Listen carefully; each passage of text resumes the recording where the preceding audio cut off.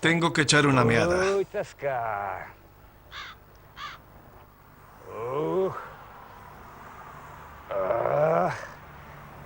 Vaya por Dios, se está derritiendo la nieve. A ver si llegamos a la primavera.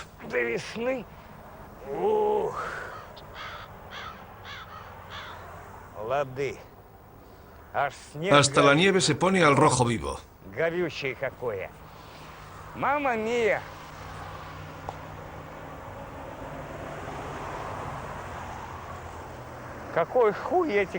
¿Quién es el imbécil que ha tirado basura aquí?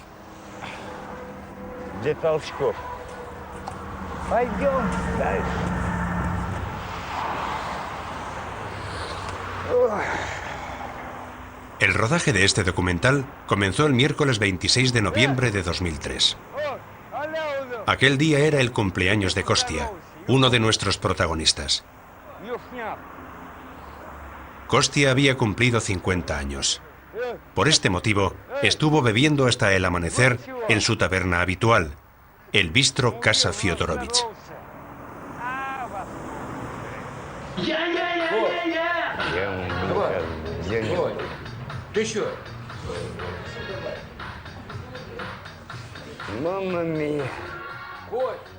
Vamos, Kostya, a tu salud. Te deseo lo mejor para tu cumpleaños. Que te quedes como estás.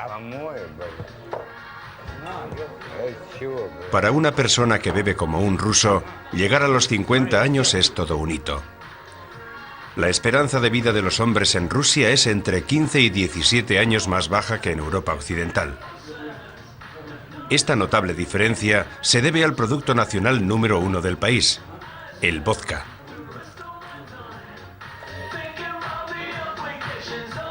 Envenenarse con licor industrial, caerse por una ventana, morir congelado con una monumental borrachera, ahogarse en sus propios vómitos o destrozar el hígado. Todo esto forma parte del pasatiempo favorito de los ciudadanos rusos.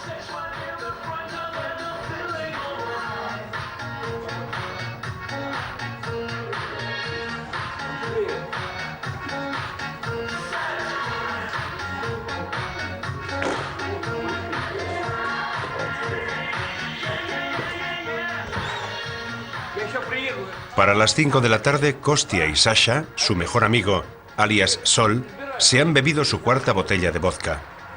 Sasha Sol aún se tenía de pie y tuvo que llevar a su amigo a su casa a rastras.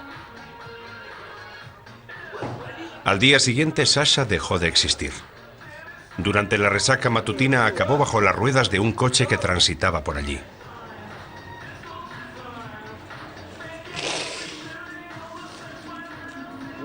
A casa. Vámonos de una vez. Sasha Sol había cumplido 41 años. No tenía esposa ni hijos.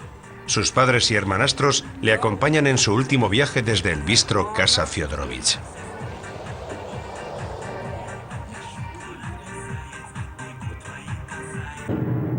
El vodka.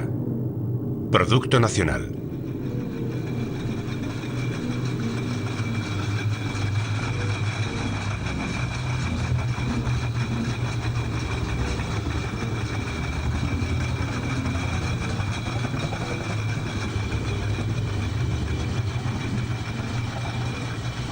Si Rusia tiene un secreto, es el del vodka. Este licor barato, fácil de producir, se elabora en muchos otros países, pero solo en Rusia se ha convertido en mito y símbolo nacional, motor de la economía y la política e instrumento de poder.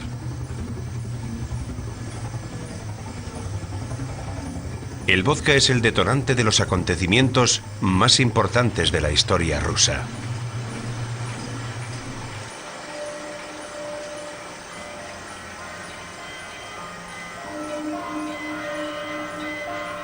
El vino caliente, también llamado vodka, se convirtió en protagonista de la vida cotidiana rusa hace 5 siglos. El centro de producción estaba en Moscú, el primer lugar donde se reconoció la producción estratégica de la nueva bebida alcohólica. Posiblemente este hecho fuera decisivo para dilucidar las viejas disputas entre las diferentes provincias rusas. Con los beneficios de las destilerías, Moscú obtuvo superioridad sobre los demás territorios y unificó Rusia bajo su gobierno. Desde hace 5 siglos, todo lo que tenga que ver con el vodka en Rusia forma parte de los principales asuntos de Estado. Desde sus inicios, el poder ejerció un férreo control sobre la venta del vodka y convirtió el apreciado licor en uno de los pilares más fuertes del Estado. Los réditos del monopolio del alcohol suponen hasta un 40% del presupuesto estatal, o PIB, de los últimos 4 siglos.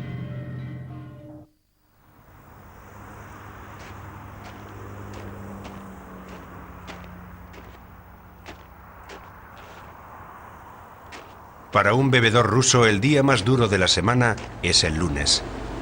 La mente aturdida pide seguir dándole juerga al cuerpo, pero los bolsillos vacíos susurran: hay que ganar dinero.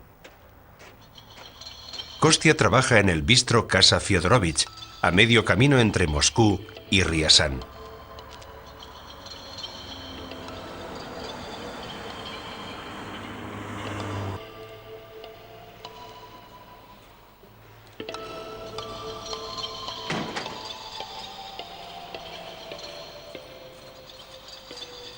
Lev es un intelectual de San Petersburgo. Como todo trabajador intelectual en la actual Rusia, Lev tiene que estar en muchas partes. Escribe artículos de prensa y guiones de cine, trabaja ocasionalmente en televisión y enseña historia en un bachillerato humanístico.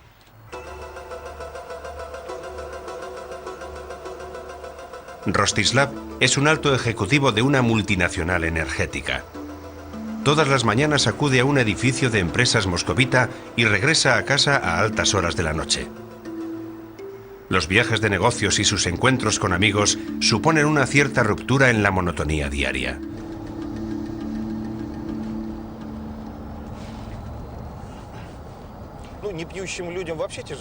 Los abstemios lo tienen muy difícil en Rusia.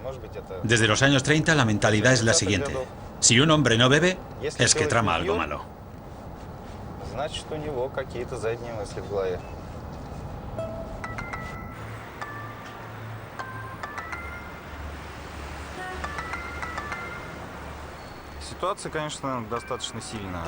Por supuesto que la situación actual ha cambiado mucho desde los tiempos de la perestroika. Por aquel entonces, beber era fundamental en las reuniones de trabajo, con los colegas o con los socios. Así se resolvían la mitad de las gestiones. Hoy ya no es algo fundamental, ni tampoco el factor decisivo.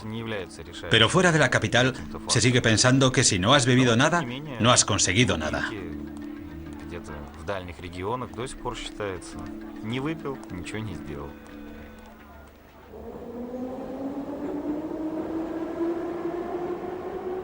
Yo nací en 1950. O sea, tengo 2 años más que el presidente Putin. Cuando tenía 18 años, fue la primavera de Praga. Fue una época muy dura y la gente bebía muchísimo. Creo que mi generación ha desarrollado una especie de código de vida. Si bebes en Rusia, te sientes mejor persona.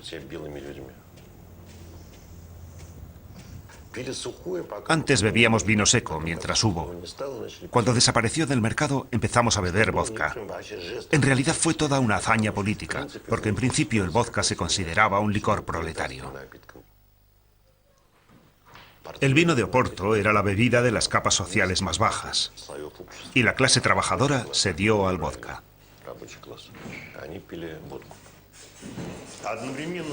Paralelamente a la batalla de Stalingrado, el ejército soviético llevó a cabo otras importantes operaciones militares. Para nosotros lo más importante era romper el asedio de Leningrado. Los 5 intentos realizados fracasaron y hubo muchas bajas.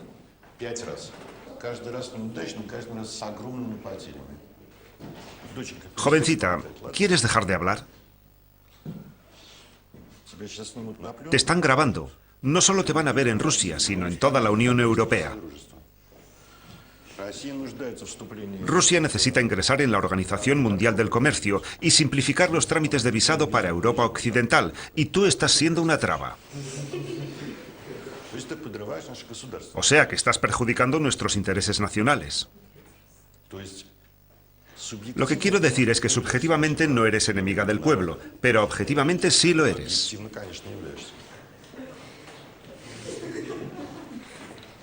Bueno, volvamos con la ocupación nazi. Esto de la basura es una porquería.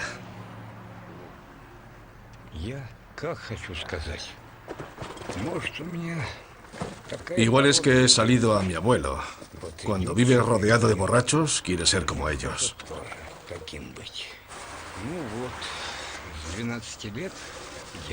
Bebo desde que tenía 12 años. Al principio solo bebía un poco. No andes con las patas por ahí, que acabo de fregar.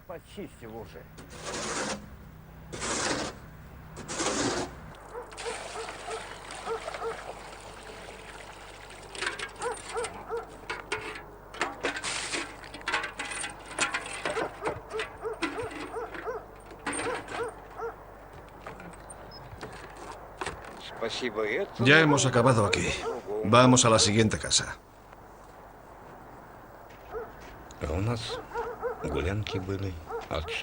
Hemos estado de fiesta hasta que el cuerpo ya no aguanta más. Esto es genial. Te sientes reblandecer. Te vuelves una persona tierna.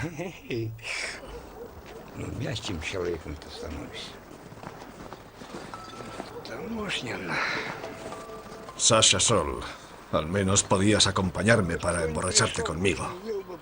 Seguro que no viene un alma. Antes de las 11 no se levanta de la cama. Tengo que pedirle sopitas a Irka. ¿He cogido el agua? Sí. ¿He sacado la basura? Sí. Lástima que no haya mucha nieve que retirar. Pagan mejor cuanta más nieve haya.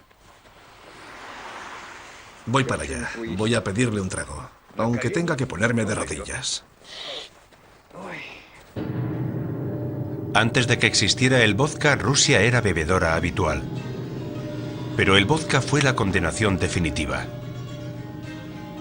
El alcohol ha supuesto la destrucción de núcleos urbanos enteros. Medio Moscú llegó a ser pasto de las llamas por incendios provocados por borrachos. La chusma canallesca acabó rebelándose entre los efluvios. El poder se dio cuenta de que el consumo de alcohol se les estaba yendo de las manos y dio comienzo una tímida batalla contra la ebriedad, que tuvo escaso éxito. El último zar de Rusia, Nicolás II, realizó el intento más radical de erradicar el alcoholismo de Rusia. En 1914, al comienzo de la Primera Guerra Mundial, prohibió la venta de vodka en todas las tabernas estatales. Pero el experimento tuvo un amargo final. El Producto Interior Bruto del país cayó un 30%. Estalló la inflación, hubo escasez de alimentos básicos y por todas partes se recurrió al autoabastecimiento de alcohol mediante la elaboración de samogón, que literalmente quiere decir producción propia. 3 años después de la entrada en vigor de la ley seca, la Rusia de los zares cayó. Decían las malas lenguas que el famoso asalto al Palacio de Invierno, que elevó a los bolcheviques al poder, fue provocado por los rumores de que en sus bodegas se almacenaban grandes cantidades de licor. Según palabras de Trotsky, el Palacio de Invierno fue asaltado 2 veces. En cuanto la primera oleada de trabajadores y marinos revolucionarios hubieron alcanzado su objetivo, hordas de sedientos desesperados arrollaron los puestos de los bolcheviques y se apoderaron de todas las existencias de alcohol en poder de los zares. El vodka fue la cuna del Imperio ruso y el vodka fue su perdición.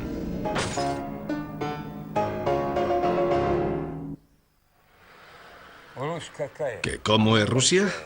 Enorme. ¿Entiendes?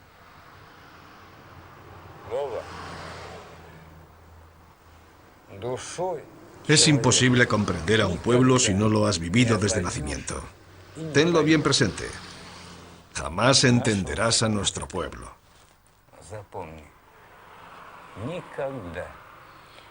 Rusia ha bebido, Rusia bebe, y Rusia siempre beberá. Hasta el día del juicio. Te lo juro, para siempre jamás.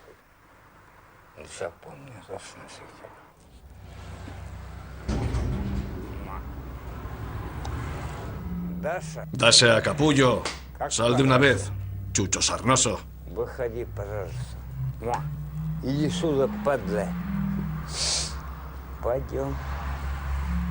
Vamos a dar un paseo, que te va a sentar fenomenal.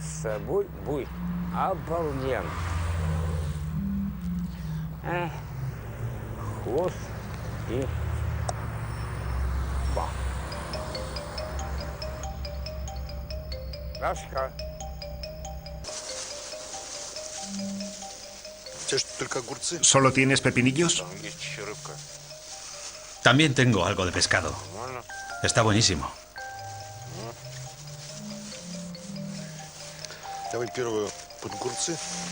El primer vaso lo tomamos con pepinillos y el segundo con pescado.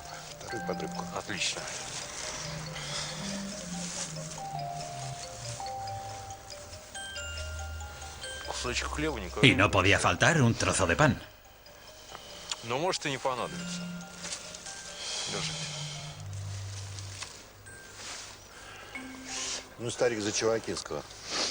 Bueno, brindemos por el arquitecto Chevakinsky, que ha construido todo esto.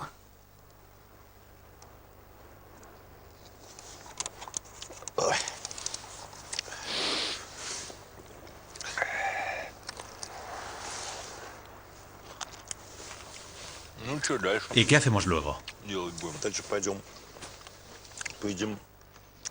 Luego vamos a tomarnos un buen caldito.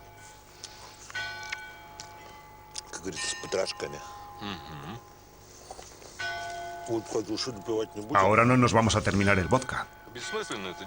No merece la pena hacerlo en la calle. Lo dejamos para más tarde. ¿Entonces no nos emborrachamos? ¿Qué va?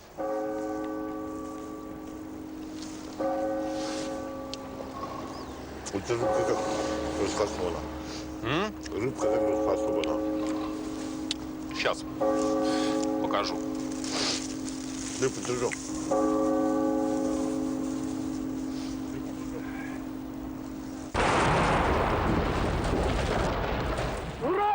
Uno de los primeros decretos del gobierno soviético fue la prohibición de comerciar con vodka.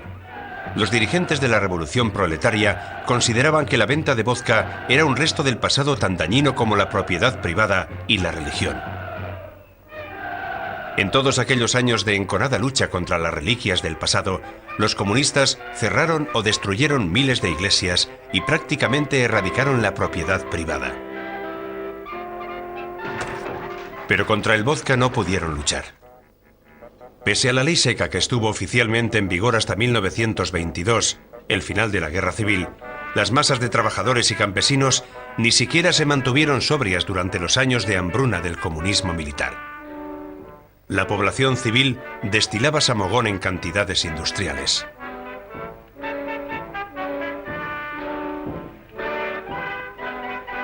Muy pronto los irreductibles bolcheviques tuvieron que dar marcha atrás.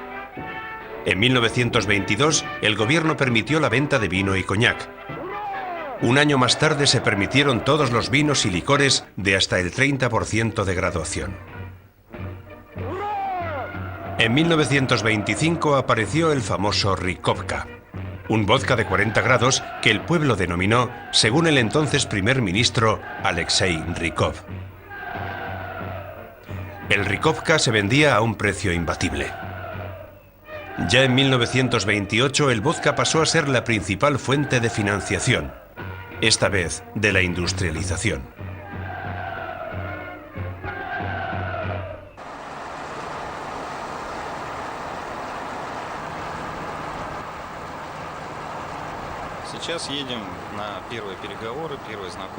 Ahora nos dirigimos a hacer las primeras gestiones.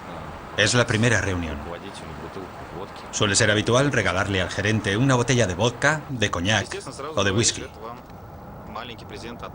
Lo primero que se dice es, aquí tiene un regalito de nuestra empresa. Solamente en casos excepcionales, a mí solo me ha pasado una vez, se rechaza el regalo.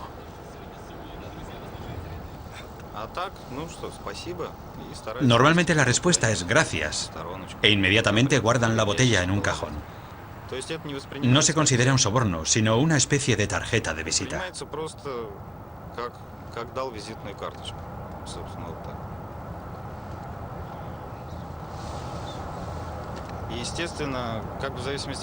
La calidad de la tarjeta de visita depende de la categoría del interlocutor. Y no es por tacañería, pero a un simple técnico no se le suele regalar una botella de coñac caro. Lo que pasa es que seguramente no la va a apreciar. De lo que se trata es de que sepan valorar el regalo y que digan, es un coñac excelente. Un técnico cualquiera no lo va a entender. Se lo beberá como si fuera vodka, acompañado de un trozo de tocino. Así se malogra el producto. Espero que no coja confianza demasiado pronto, porque si no, tendré que beberme parte de la botella.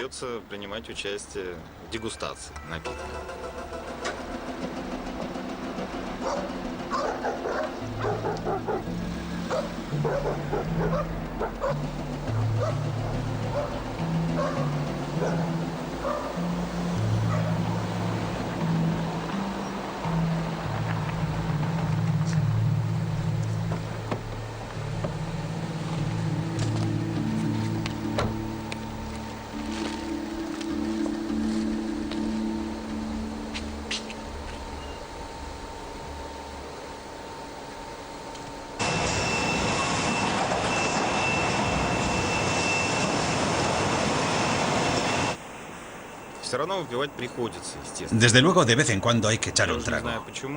No sé por qué, pero en Rusia existe un criterio para las relaciones personales. Si bebes con alguien, esa persona te tomará más confianza y podrás comunicarte mejor con ella.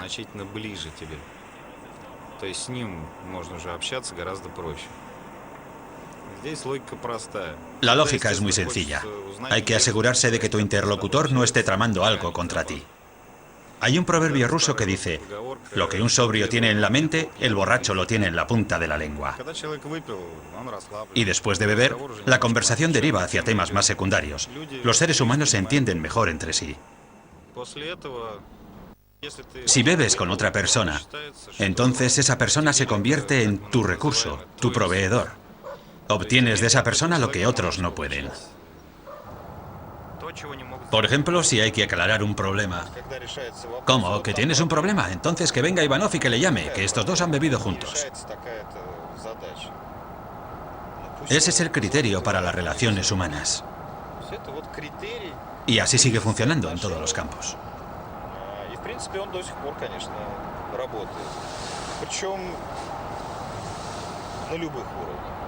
No sabría decir cuántas personas se jactan de haber bebido con el primer ministro del gobierno o con el presidente, pero seguro que hay unos cuantos. Y estoy convencido de que solucionan sus problemas mejor que yo.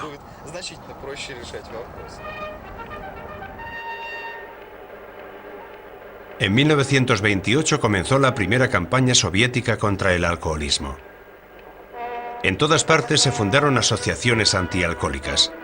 Incluso los niños luchaban contra el vodka. Pero al disminuir el consumo de alcohol, se redujeron drásticamente los ingresos de las arcas del Estado, de modo que hubo que abandonar la lucha contra la ebriedad. El gobierno disolvió el Consejo General de las Asociaciones Antialcohólicas y cerró la revista Sobriedad y Cultura. Para 1936, la producción licorera se multiplicó respecto a 1913. 15.000 trabajadores se afanaban a pleno rendimiento en las 160 destilerías reabiertas. Finalmente, la oleada de alcoholismo no solo invadió las capas sociales más bajas, sino también la élite del Partido Comunista. Stalin, que había tomado el testigo al abstemio Lenin, frecuentaba los garitos nocturnos donde la lengua se volvía estropajosa. Las orgías de Stalin suponían una sutil prueba de fidelidad personal. Con frecuencia sus compañeros de banquete acababan directamente en los calabozos de las dependencias policiales de Liubianka. Pero fue después de la Segunda Guerra Mundial cuando el vodka recibió la bendición oficial. Tras la patética experiencia del régimen zarista y la movilización general, Stalin no fomentó la ley seca. Al contrario, en el rancho de los soldados se introdujo una determinada cantidad de alcohol, 100 gramos de vodka.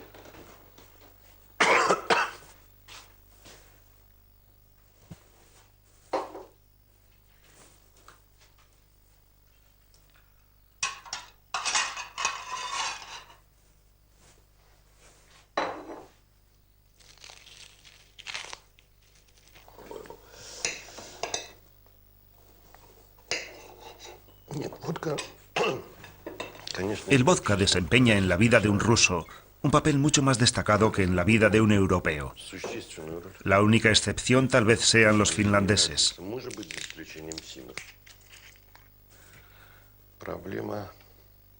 El problema está relacionado con la sintonía entre el clima y la población continental. No hay matices ni medias tintas. Las personas no confían en el prójimo. De un extraño solo cabe esperar bajezas. Por eso hay que romper el hielo, para dar paso al diálogo y a la comunicación. Hay que ensanchar artificialmente la consciencia.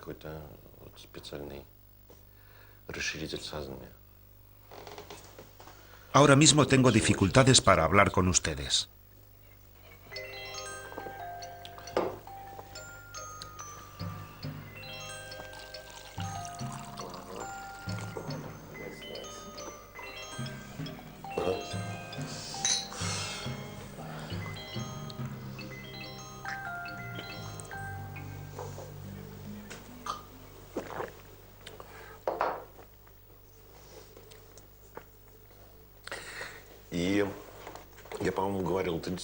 Cuando uno se vuelve abstemio, y creo que eso lo saben hasta los dirigentes, el ruso recupera la sobriedad.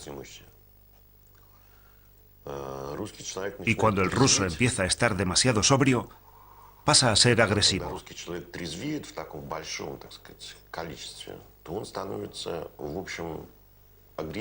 Es decir, todas las ofensas que bajo la influencia del vodka se perdonan, salen a relucir. El vodka hace más fácil la vida en situaciones extremas.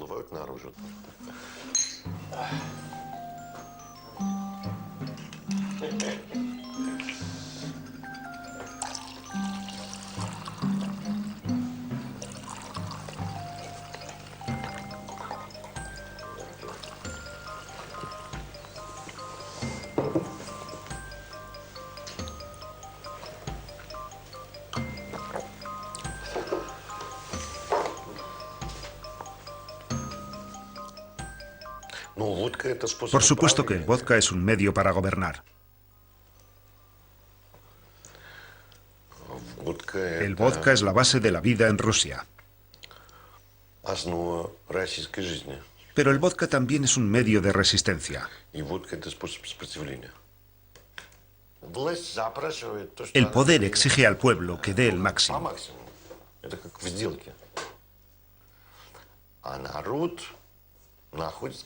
Y el pueblo busca respuestas. Y estas solo se encuentran cuando el pueblo se sumerge en el delirio.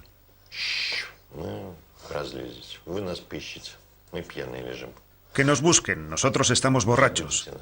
Que nos despierten, no entendemos nada de nada.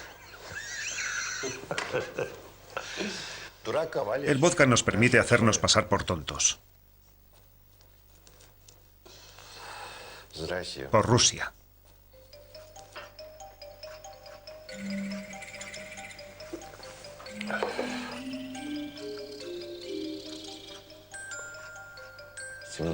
Tendrían que quedar 17 gotas, como dice el profeta. No, no quedan 17.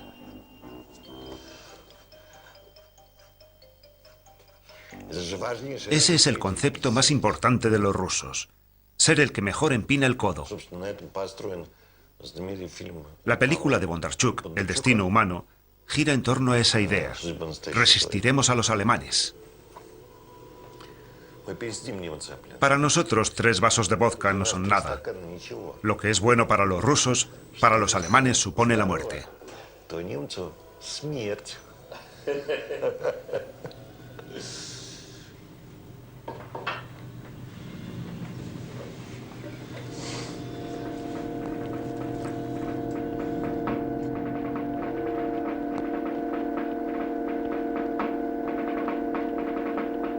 Durante los 4 años de guerra contra Alemania, el vodka se convirtió en símbolo de la fuerza nacional, del patriotismo ruso.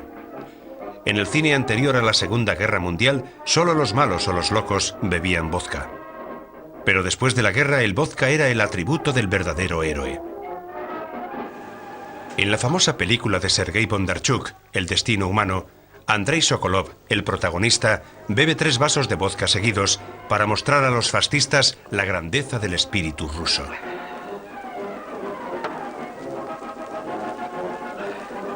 Закусывай. Закусывай, не стесняйся. Извините, герр комендант. Ну, я и после 2-го стакана не привык закусывать.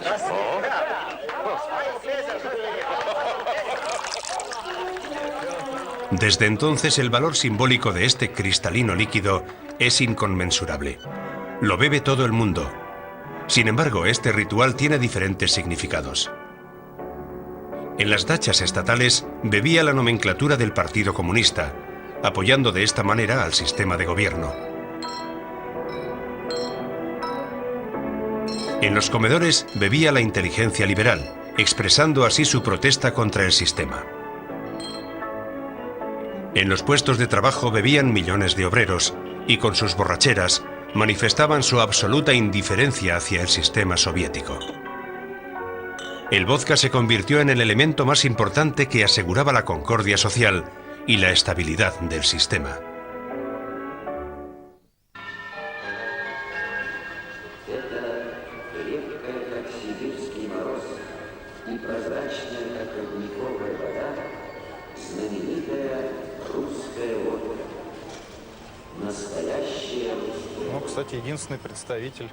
A propósito, este es el único representante genuino de la bebida primitiva, el vodka Stolichnaya.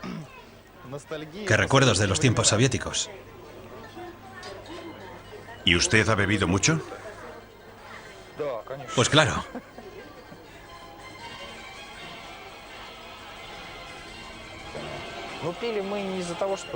Pero no bebemos porque el espíritu ruso oculte algún enigma misterioso, por mucho que digan. Creo que todo esto podría muy bien ser una sofisticada estratagema de la KGB. Porque para explicar por qué bebe un ruso, no se puede afirmar oficialmente que lo haga por falta de perspectivas. La falta de perspectivas está en todas partes, en la familia y en el trabajo.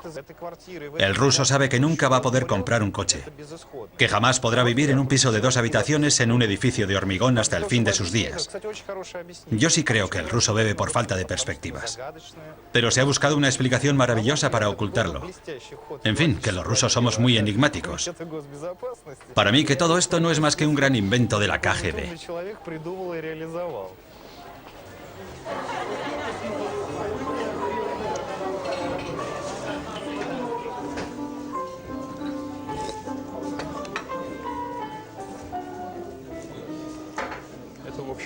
Esto es lo que habíamos pedido. Sí, qué bueno.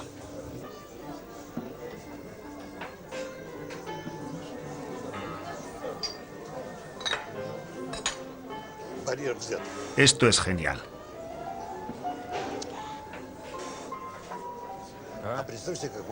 Imagínate qué pintas más horrendas tendríamos si nos filmaran ahora. Somos dos tipos repulsivos, absolutamente degenerados. Nuestro tiempo se acabó. No, yo lo veo de otra forma. ¿Es que no eres bebedor? ¿Qué va? ¿Ni alcohólico? ¿Qué va? Pues yo soy un borracho. Y no comprendo por qué me tengo que avergonzar de ello. En realidad somos residuos de una civilización que agoniza. Eso es verdad. Pioneros del bebercio. Del bebercio. Sí. Pero si en realidad no bebemos tanto. Si bebiéramos como cosacos, ya estaríamos criando malvas.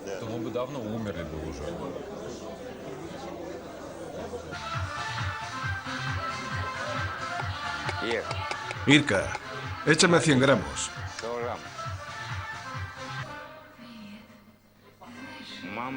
Madre mía. Irka.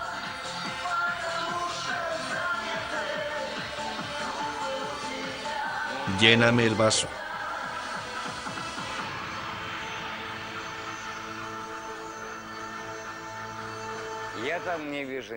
Tengo el vaso vacío. Irka, me voy a enfadar.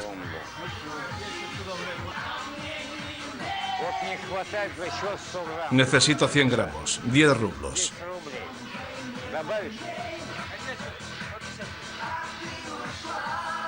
Por favor, dame 100 rublos.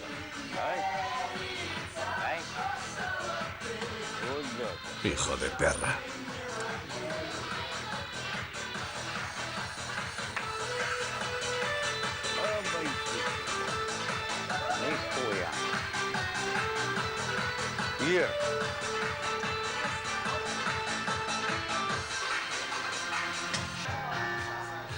Kostya, ¿vas a beber?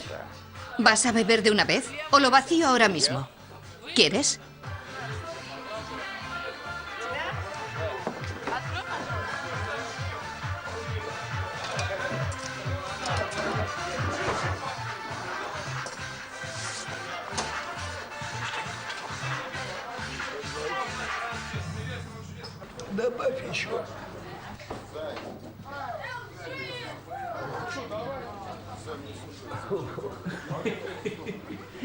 Déjame que lo pruebe.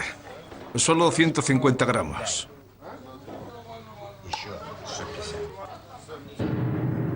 La perestroika de Gorbachov emprendió la ofensiva definitiva del poder contra los pilares de la concordia nacional.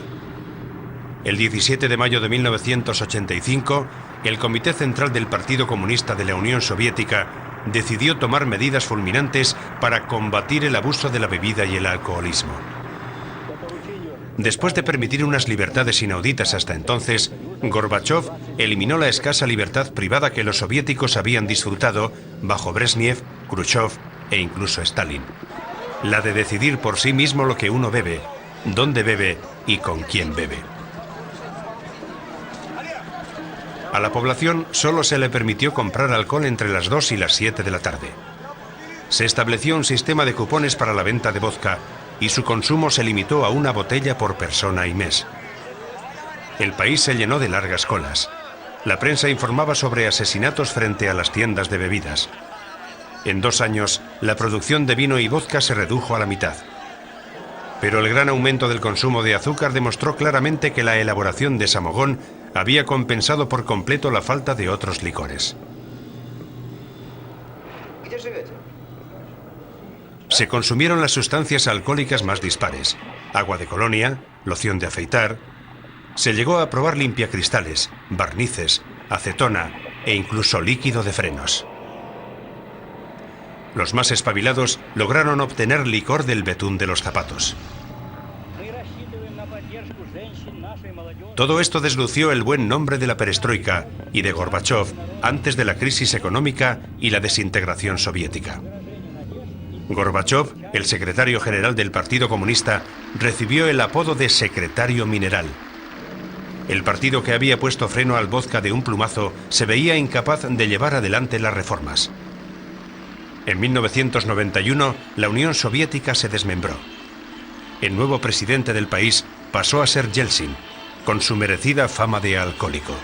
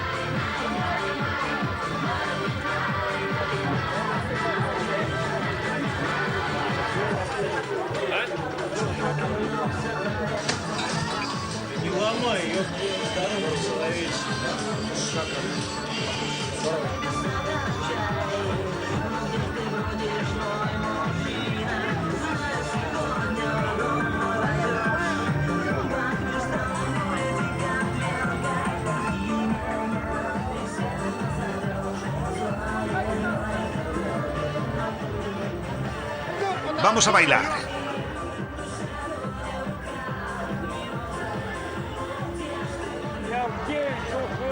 Me tengo que levantar a las 8.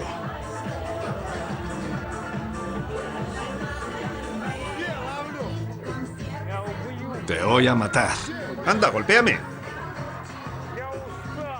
Estoy agotado.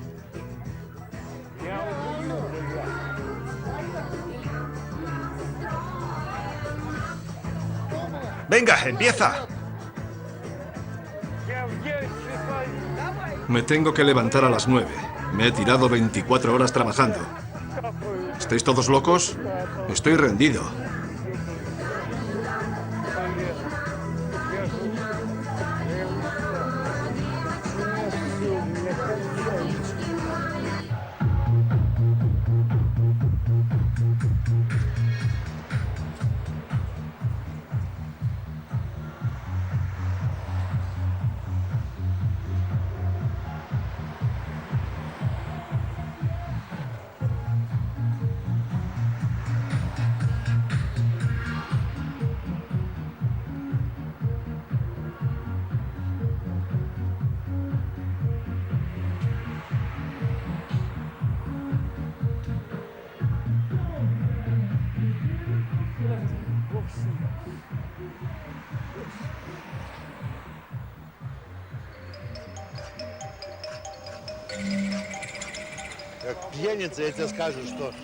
Como bebedor te puedo decir que el vodka es una mierda. Sí, es malo para la salud. Beber es una costumbre asquerosa que le permite a uno evadirse del día a día, sentirse en una nube y relajarse. Y también permite ocuparse de cosas creativas, discutir sobre cuestiones y...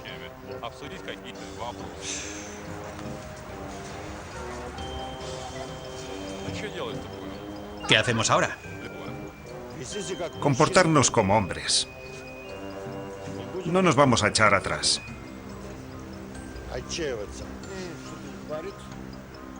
Ahí está el bar Dostoyevsky.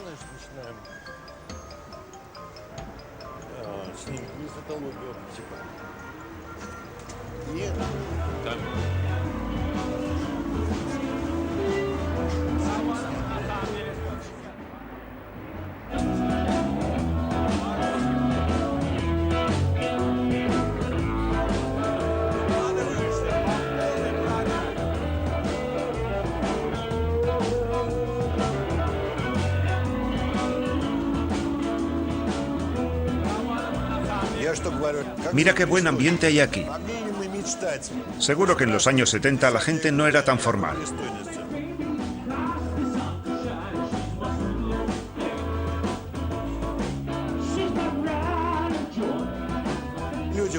La gente baila sin empujarse. Nadie arma follón. La gente es aseada. Es evidente que se han lavado el pelo, que se duchan a diario.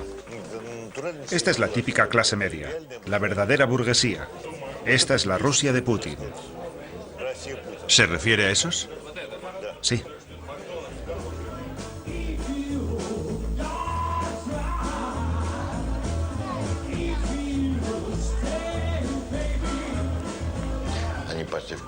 Van al cine, ven películas de Hollywood, juegan al billar, frecuentan los cibercafés, ahorran para comprarse un piso, se compran coches, van a la autoescuela y para ello tienen que estar sobrios. Son otras personas.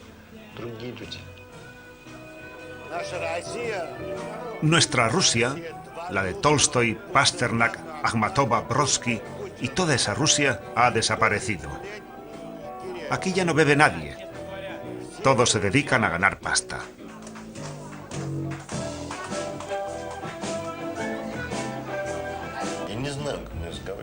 No sé cómo dirigirme a la generación de mis hijos. Estoy acostumbrado a hablar con el vodka de por medio y ellos me miran como si fuera una basura. Bueno, como el viejo borracho que soy. Lo entiendo muy bien. Solo que he tenido mucho éxito. Por eso no me pueden reprochar nada. He tenido éxito en el sentido occidental. Pero es imposible hablar con ellos de tú a tú. Su lógica es totalmente diferente.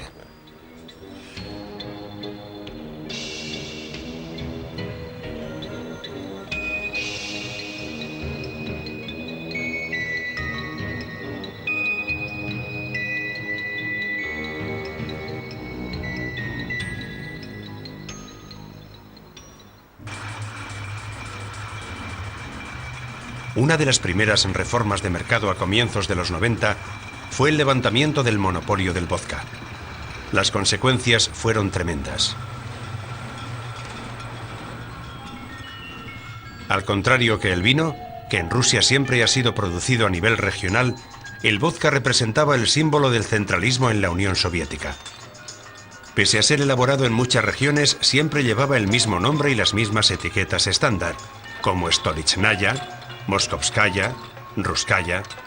Incluso el nombre reflejaba el simbolismo del imperio y su centralismo. En la época de la enconada lucha de poder entre Gorbachov, presidente de la Unión Soviética, y Yeltsin, presidente de Rusia, este último transmitió una consigna a las regiones. Las provincias podrán reclamar tanta independencia como puedan gestionar. Estos productos alcohólicos definían la creciente rivalidad económica entre el centro y las provincias. Pero el síntoma más llamativo del debilitamiento del poder centralista fue la aparición de un gran número de vodkas ilegales.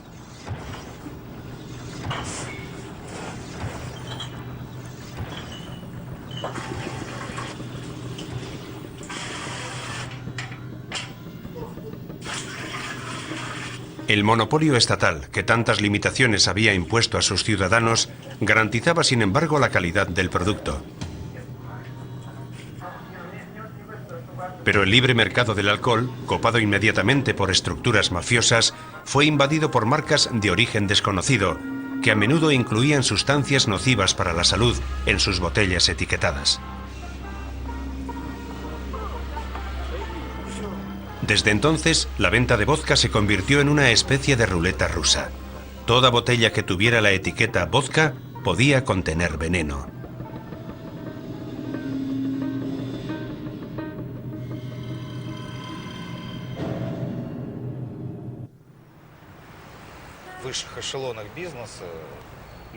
En las esferas más altas del mundo de los negocios, las personas beben menos o no beben nada.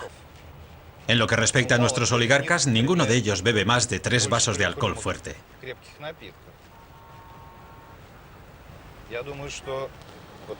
De todas formas, creo que son prácticamente ellos los que acuden a la consulta del psiquiatra. Los demás solucionan sus problemas de forma más sencilla y barata, en su círculo de amistades. No es que los rusos no necesiten psicoanalistas.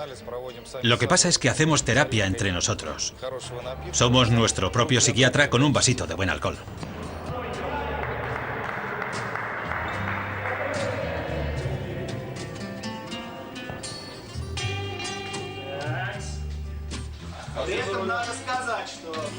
Hoy nadie sale bebido con el coche. Todos los coches están asegurados, todo es legal. Jamás nos ponemos borrachos al volante. Solo por 2 o 3 vasitos de vodka no pasa nada. Es como un vaso de vino.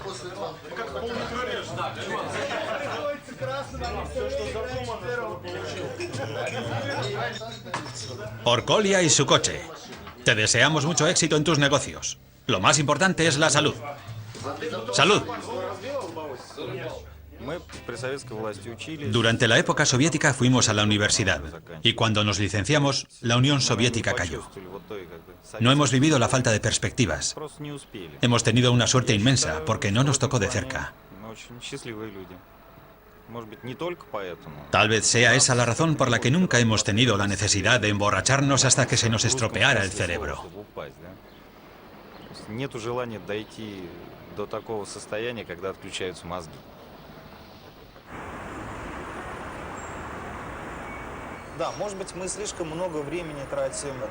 Posiblemente ahora trabajemos demasiado. Es el momento de la primera acumulación de capital. Para nosotros, el objetivo más importante es ganar dinero para la familia y, con un poco de suerte, para los hijos. Y cuando se gana dinero no queda tiempo libre para beber. No es una ventaja. Bueno, ahora nosotros tenemos un estilo de vida en el que todo lo miramos desde ese prisma, con sus ventajas y sus desventajas. Otra cosa son, por supuesto, sentimientos como la amistad y el amor. De todas formas, somos hombres de negocios. Y en los negocios la cosa está clara. Si algo no resulta rentable, se abandona. Y beber no aporta ningún beneficio. Por eso no bebemos. Estamos acostumbrados a hacer números, queremos obtener ganancias y mantener el saldo siempre positivo. Esto merece un brindis.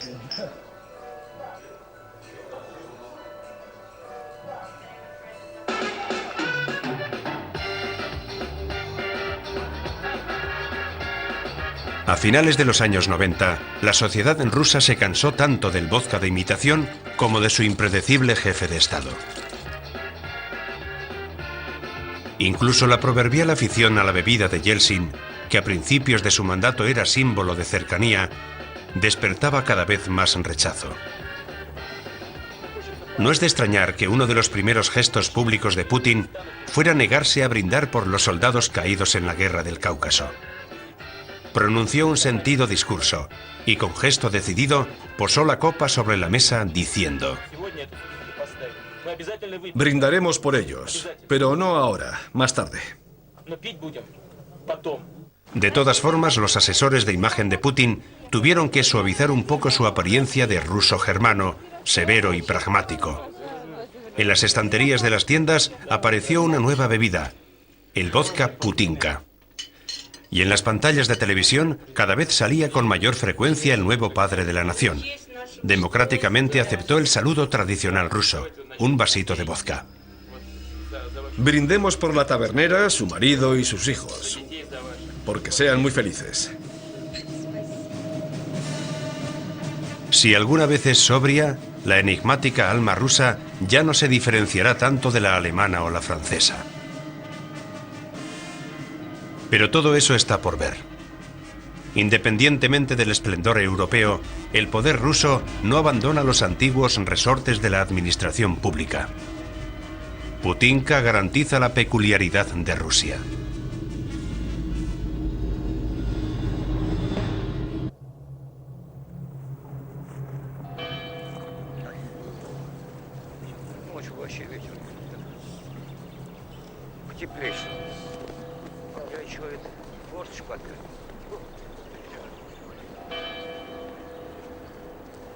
En Rusia se rinde pleitesía a los muertos al 3º, 9º y 14º día del fallecimiento. Después del proceso fúnebre religioso, el alma del muerto se presenta este día ante el Señor.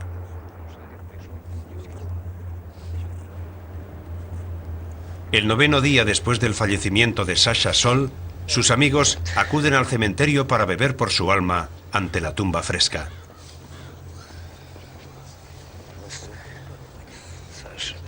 Te saludamos, Sasha. Querido amigo.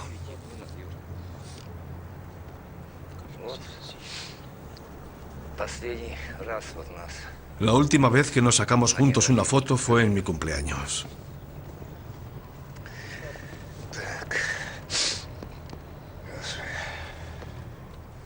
Pon bien las bandas.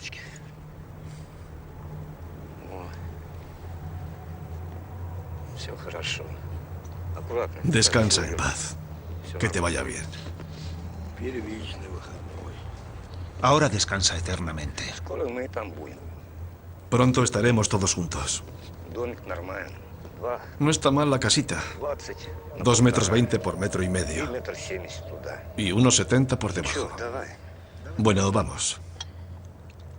A tu salud, amigo Sasha.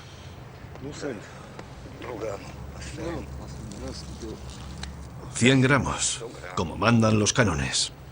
Dejad algo para Sasha.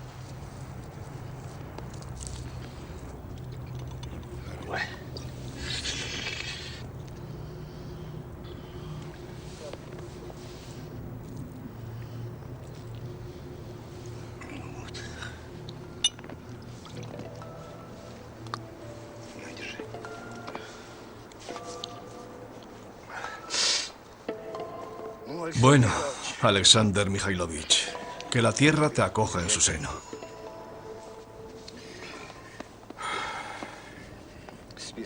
Pronto nos veremos. Adiós, Sasha.